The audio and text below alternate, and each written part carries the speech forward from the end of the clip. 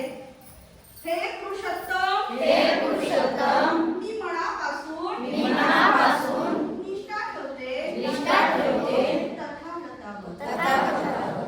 ज्यांचा प्रकाश आहे व्याप्त अनिर्बंध दशदिशा आणि माझी निग्रही मनीषा तुझ्या भूमीत जन्म घेण्याची मनचक्षुंना घडते तुझ्या भूमीचे दर्शन.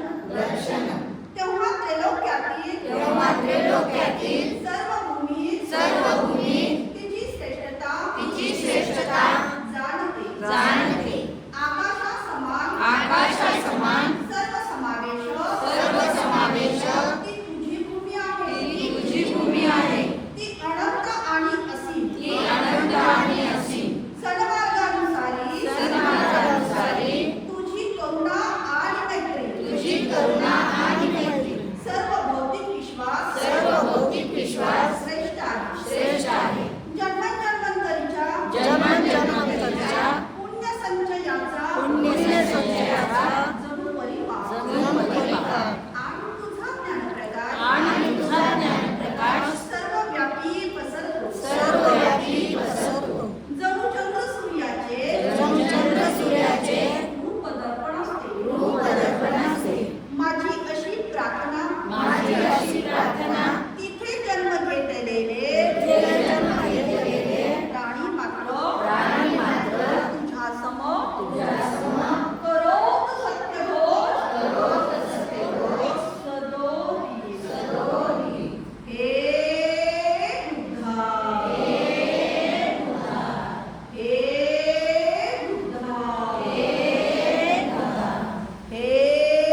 बुद्धा मी लिहितो आहे इथे लेख आणि गातो लिहिते. तुझे व्हावे साक्षात दर्शन हीच करते प्रार्थना. अखिल प्राणी मात्रासहित ह्या धन्यभूमीत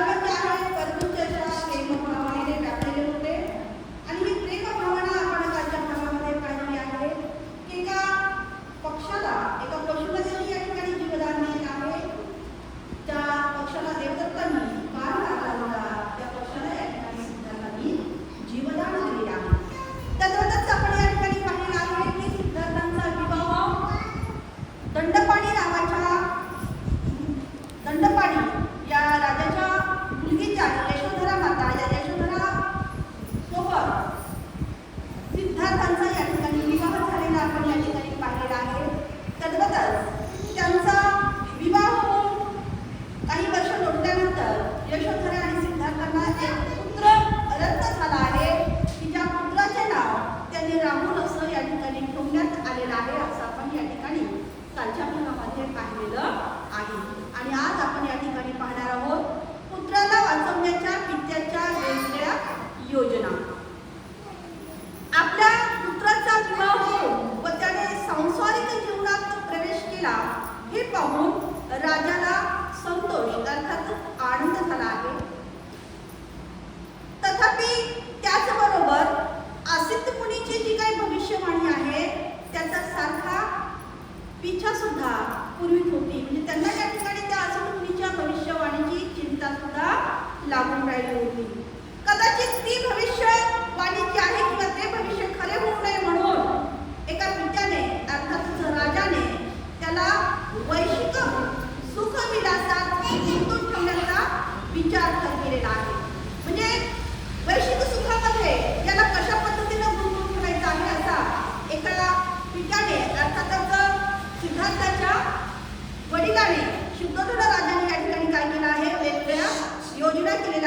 वेगवेगळ्या उपाययोजना या ठिकाणी केलेल्या आहेत.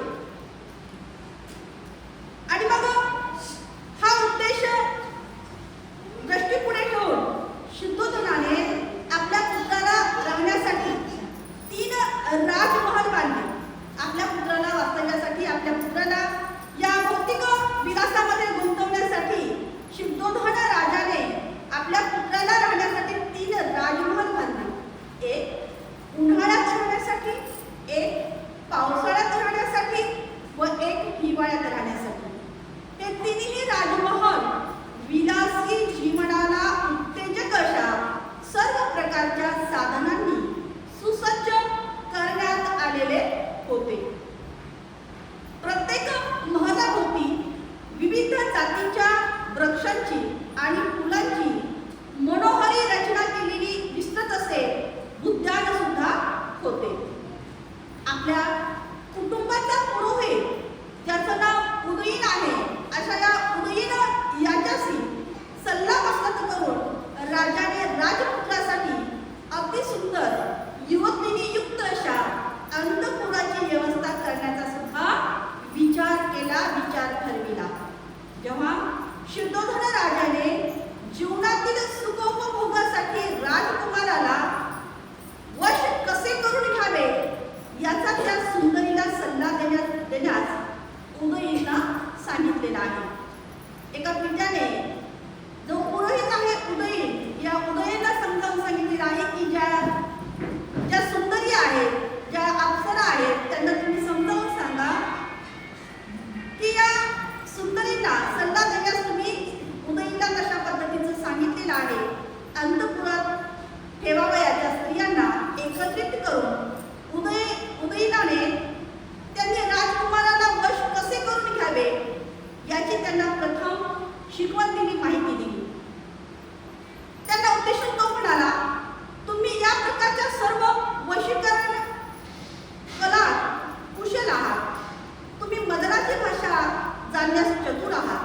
तुमच्या काही सौंदर्य आहे, आकर्षकता, परिपूर्णता आहे. तुम्ही तुमच्या कसबात वाकबार आहात. तुमच्या या कलागुणांनी ज्यांच्या काही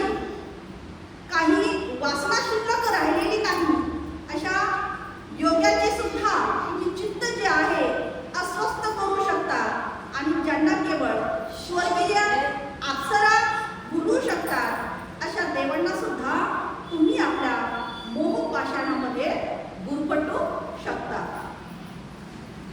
हृदयातील भावना व्यक्त करण्याच्या तुमच्या या कौशल्याने, तुमच्या या नखरेलपणाने, तुमच्या शरीर संस्थाने आणि अप्रतिम अशा लावण्याने तुम्ही जर स्त्रियांनाही मोहात करू शकता, तर मग पुरुषांना तुम्ही किती सहज अंकित करू शकाल.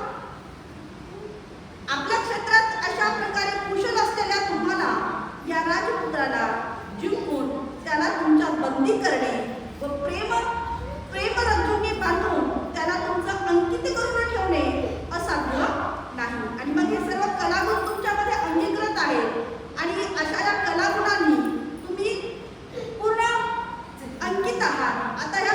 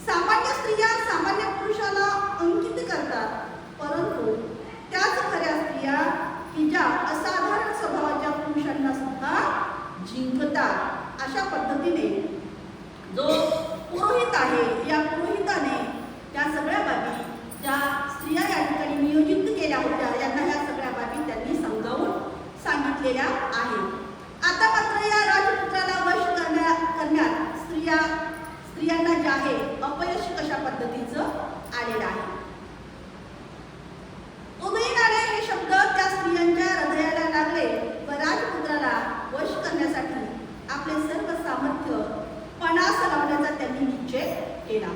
या सगळ्या बाबी ऐकल्यानंतर आपल्यामध्ये जे काही कलागुण आहे हे सगळं लावण्य जे आहे हे त्यांनी एक निश्चय केला की सर्व सामर्थ्य पणाला लावण्याचा त्यांनी निश्चय केला आणि सिद्धार्थाला आपला बंदिस्त करण्याचा त्यांनी ठाम असा निश्चय घेतला. तथापि त्यांच्या भुक्ती, त्यांचे कटाक्ष, त्यांचे नखरे, त्यांचे हसणे, त्यांचे बोलणे, हे नाजूक हालचाली हे सर्व काही त्याच्या ठाई असून सुद्धा त्या अंतःपुरवासिनी युवतींना आपण राजपुत्राला वश करू शकू अशी स्वतःबद्दलची त्यांना खात्री वाटत नव्हती. परंतु जो पुरोहित त्यांना या ठिकाणी उदयीन पुरोहिताने जी त्यांना प्रेरणा दिली, या प्रेरणेमुळे राजपुत्राच्या कोमल स्वभावामुळे आणि मादकता व कामभावना यांच्या प्रभावाच्या जाणीवेमुळे थोड्याच वेळात त्यांचा आत्मविश्वास पुनस्त जागृत झाला. आणि अशा पद्धतीने त्यांचा आत्मविश्वास हा जागृत झालेला आहे. या स्त्रिया ज्या आपल्या मोहपाशाणामध्ये त्या राजपुत्राला अर्थात सिद्धार्थाला कशा पद्धतीने बंदिस्त करते. आपल्याला याच्यातून एका पिक्चरचा भाग आठवतो. पिंजरा सगळ्यांना माहिती जुना पिक्चर आहे ना. एक त्याच्यामध्ये शिक्षक दाखवला होता. तो किती सभ्य होता की नाही. परंतु त्या महिलेने ठाम असा विचार केला की या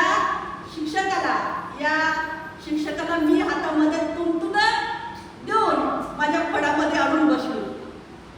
आणि तशाच पद्धतीने या स्त्रियांनी सुद्धा आपला निश्चय या ठिकाणी गृहीत धरलेला आहे की आपण सुद्धा या ठिकाणी सिद्धार्थाला बंदिस्त करू. पुढील आता या ठिकाणी बाबी पाहूया की पुरोहित उदयीनाने जी प्रेरणा या ठिकाणी दिलेली आहे, या प्रेरणेमुळे या राजपुत्राच्या कोमल स्वभावामुळे आणि मादकता व कामभावना यांच्या प्रभावाच्या जाणीवेमुळे थोड्याच वेळात त्यांचा आत्मविश्वास या ठिकाणी जागृत झाला. नंतर त्या स्त्रिया आपल्या कामगिरीस लागल्या. हिमालयाच्या अरण्यात हत्तीच्या कळपासमवेत हत्ती जसा फिरत असतो तशा त्या उपवनात त्या आपल्या समवेत राजपुत्रास हिंडावयास लावल्या गेल्या. स्त्रियांच्या समवेत तो राजपुत्र त्या मनोहर उदयनात सूर्य जसा अप्सरांना घेऊन आपल्या राज उद्यानात फिरावा तसा शोभून दिसत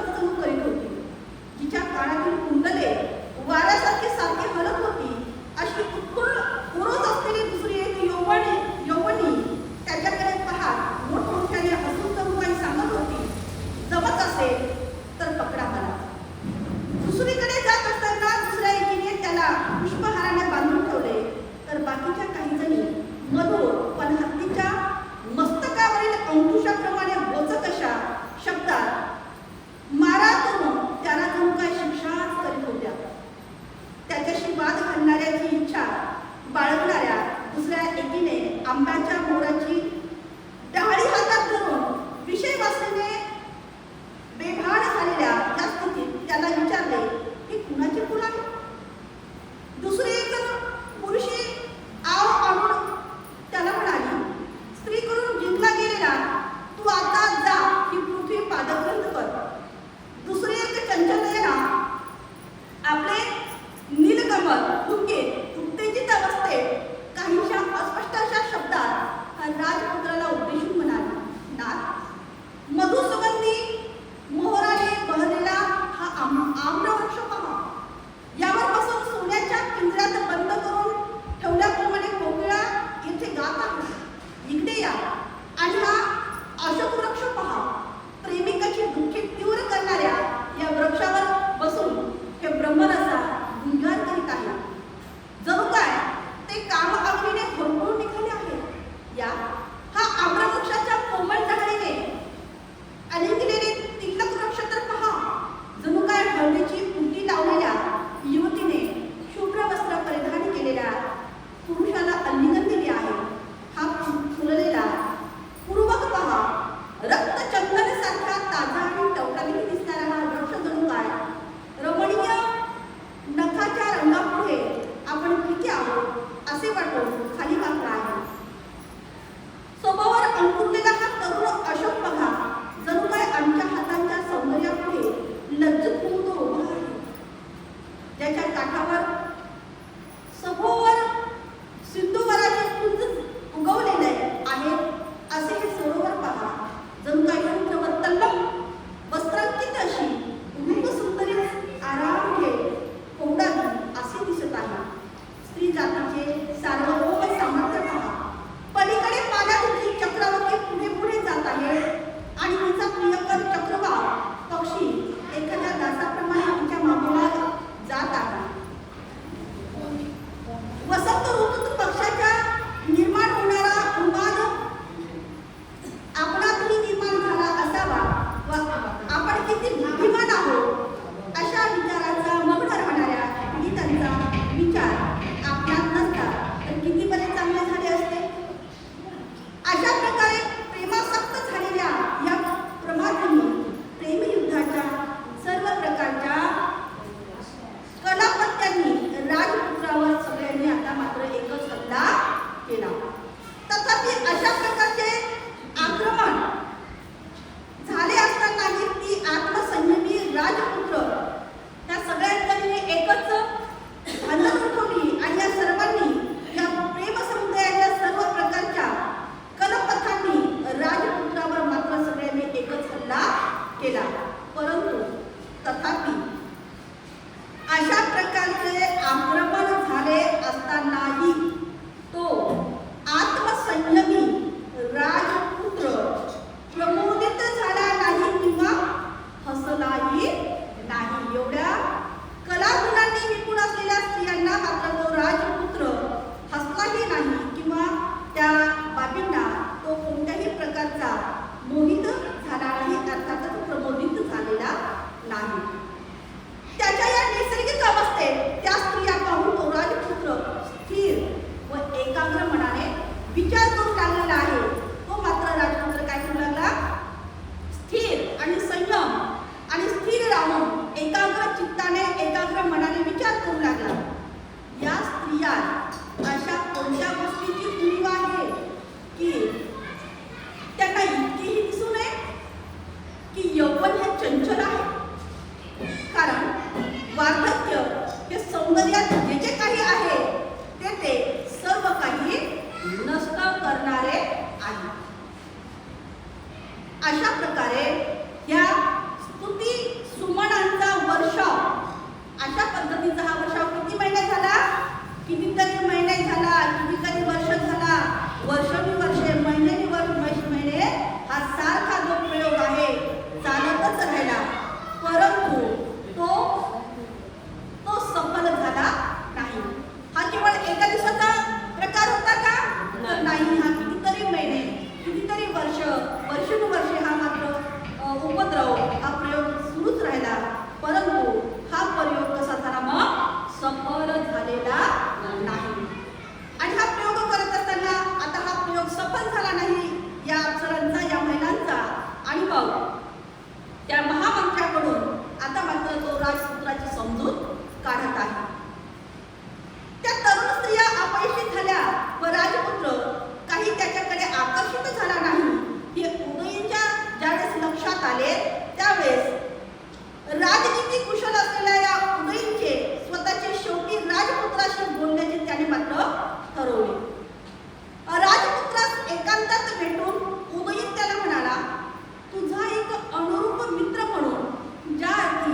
राजाने माझी नेमणूक केली आहे त्या अर्थी अंतःकरणपूर्वक मित्र भावनेने तुझ्याशी बोलण्याची माझी इच्छा आहे असे म्हणून उदयीनाने आता मात्र बोलायला सुरुवात केली.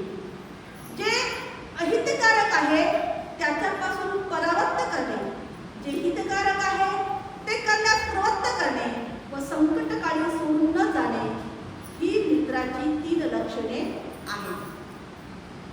मित्रत्वाचे अभिवचन दिल्यानंतरही पुरुषार्थापासून तुला दूर जात असताना पाहून मी त्याकडे दुर्लक्ष करणे म्हणजे मी मित्रत्वाला पारखा झाला आहे असं होईल. कपटाने सुद्धा स्त्रीला दोष करणे हे योग्यच आहे. त्यामुळे मनुष्याची लज्जाही जाते आणि त्याचे रंजनही होते. आदरपूर्वक वागून व तिच्या इच्छेची परिपूर्ती यांनीच स्त्रीचे हृदय बांधला जातो आणि सद्गुणच खऱ्या अर्थाने प्रेमाचे कारण असतात. कारण स्त्रीला आदरभाव आवडतो. मग हे विशाल नयनाच्या राजपुत्रा, जरी तुझ्या मनात नसले तरी तुझ्या सौंदर्याला साजेल शालीनतेने तू त्या स्त्रियांना प्रसन्न करण्याचा प्रयत्न नाही का करणार? विनय हा स्त्रींना सुगंधी उठण्याप्रमाणे सुखकर वाटतो. विनय हा एक बहुमोल अलंकार आहे. विनयापासून सौंदर्य हे पुष्पविहीन उदयनासारखे आहे. पण केवळ विनयाचा काय उपयोग? त्याच्याबरोबर हृदयातील भावनेचीही जोड असली पाहिजे. मोठ्या कष्टाने प्राप्त होणारे कामभोग तुझ्या मुठीत आहे, मग खात्रीने तू त्याचा तिरस्कार का करावा? काम हाच सर्वप्रथम पुरुषार्थ मानून प्राचीन काळी इंद्राने गौतम ऋषीची पत्नी अहिल्या हिची प्रियाराधना केली आणि अशाच प्रकारे अगस्त्य ऋषी सुद्धा सोमाची पत्नी रोहिणी हिच्याशी रममाण झाला आणि श्रुती सांगता लोपामुद्रेचीही तीच गत झाली. महातपस्वी बृहस्पतीने अगस्त्याची पत्नी व मारुतीची कन्या ममता हिला बघून भारद्वाजाला जन्म दिला.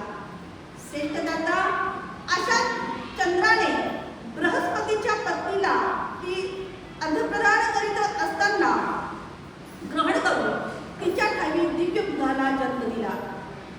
अशाच प्रकारे प्राचीन काळी विषयसक्त झालेल्या पराशर ऋषीने सुद्धा यमुना नदीच्या काठी वरुणाच्या मुलगी कुमारी काली तिच्याशी सहवास केला. कामुकर वसिष्ठ ऋषीने अक्षमाला नावाच्या एका खालच्या जातीतील हीन स्त्रीशी रथ होऊन कपिंगला नावाच्या पुत्राला जन्म दिला आणि वार्धक्याने गलितागत्र झालेला असतानाही राजश्री ययाती चैत्ररथ वनात विश्रांती अप्सरेबरोबर रममाण झाला आणि पत्नीशी आपला मृत्यू ओढवले हे जाणत असून सुद्धा कौरवास्तेर पंडू या मातीच्या सौंदर्य गुणावर मुक्त होऊन विशेष सुखाच्या आधीन झाला. यासारखा अनेक अशा महान पुरुषांनी सुखासाठी निंदनीय कामभोगाचा अवलंब केला. तर मग जे भोग प्रशंसनीय आहेत अशाच अवलंबन करणे किती सुखद होईल. आणि असे असताना तुझ्यासारखा शक्ती व सौंदर्य संपन्न युवकाने ज्या सुखाच्या आधीन सर्व जग आहे आणि या सुखावर स्वभावता तुझा हक्क आहे त्या सुखाची उपेक्षा करावी हे आश्चर्यच आहे असं उदयीन त्या सिद्धार्थांना समजावून सांगत आहे. आणि तुझ्यासारख्या या ज्या यौवनात असलेल्या या पुरुषाने या असा स्वभावाचा तुझा ज्याच्यावर हक्क आहे त्या सुखाची उपेक्षा करावी हे एक प्रकारचं आश्चर्य आहे असं तो उदयीन म्हणाला. आता ह्या सगळ्या बाबी ज्या आहेत सिद्धार्थ जे आहे एक सुद्धा शब्द मध्ये बोलते का नाही. अतिशय संयम प्रेमाने अतिशय शांतपणे हे सगळं काही उदयींचं जे म्हणणं आहे ते मात्र सिद्धार्थाने शांतपणे श्रवण केलेलं आहे, ऐकून घेतलेलं आहे. आणि आता मात्र एखाद्या सिंह गर्जनेप्रमाणे, ज्याप्रमाणे एखादा पर्वत आहे त्या पर्वताप्रमाणे एखादा आकाशामध्ये गडगड असा आवाज होतो, त्या आवाजाप्रमाणे आता मात्र या उदयींना सिद्धार्थ आता आपलं उत्तर देतात. जोपर्यंत ते मुद्दे सांगत होते, जोपर्यंत ते समजावत होते, त्यावेळेस मात्र सिद्धार्थांनी एकही शब्द बोललेले नाही. संयमी आणि शांतपणे त्यांचं म्हणणं त्यांनी ऐकून घेतलेलं आहे. याचा जो भाग आहे आपल्याला मग शिकण्यासारख्यातलं काय आहे, समोरचं जर आपल्याला कोणी काही सांगत असेल तर त्याची भाषा आपण शांतपणे अगोदर ऐकून घेणे आणि मग आपलं मत मांडणे. तर या ठिकाणी राजपुत्र जो आहे संपूर्ण ऐकल्यानंतर पावित्र परंपरेने सामर्थ्यलेला व योग्य वाटणारी महामंत्र्याची ही वचने ऐकून मेघगर्जनेसारखा आपल्या या आवाजात राजपुत्राने उत्तर दिले. माझ्याबद्दलच्या स्नेहभाव व्यक्त करणारी तुझी ही भाषा तुला योग्यच आहे, परंतु माझ्या संबंधित तुझी चूक कुठे होत आहे हे मी तुम्हाला मात्र पटवून देतो. मी ऐहिक विषयाची अवहेलना करत नाही. सर्व मानव मात्र त्यात गुरफटलेला आहे हे मलाही माहीत आहे, पण जे जग अनित्य आहे याची जाणीव असल्यामुळे माझे मन त्यात रमत नाही. कारण हे सगळं जग जे आहे, हे यौवन असो कुठलीही गोष्ट असो, हे कसं आहे तर हे जगच अनित्य आहे याची जाणीव मला आहे आणि याची जाणीव असल्यामुळे माझं मन मात्र त्यामध्ये रमत नाही. यद्यपि हे स्त्री सौंदर्य कायम राहिले तरी सुद्धा, जर हे यौवन किंवा हे स्त्री सौंदर्य कायम राहिले तरी सुद्धा विषयोपभोगातच आनंद मानून राहणे सुज्ञ माणसाला शोभणार नाही. आणि जरी तू म्हणत असलास की थोर थोर महात्मे सुद्धा या विषय वाचनेला बळी पडतात. आता यांनी वेगवेगळ्या गोष्टींचं उदाहरण घेऊन सांगितलेलं आहे आणि त्या प्रश्नाला सिद्धार्थ उत्तर देतात, तुम्ही असं म्हणता की थोर थोर महात्मे सुद्धा या विषय वाचनेला बळी पडलेले आहेत, तरी त्यांच्या त्या उदाहरणांना भुलू नकोस, कारण त्यामुळे शेवटी त्यांचा नाशच झाला आहे. त्यामुळे काय झालं, त्यांचा शेवटी नाशच झालेला आहे. जसं आपल्याला आता जर उदाहरण घ्यायचं असेल तर जे भोंदू बाबा आहेत त्यांचा शेवटी काय झाला की मजा मारत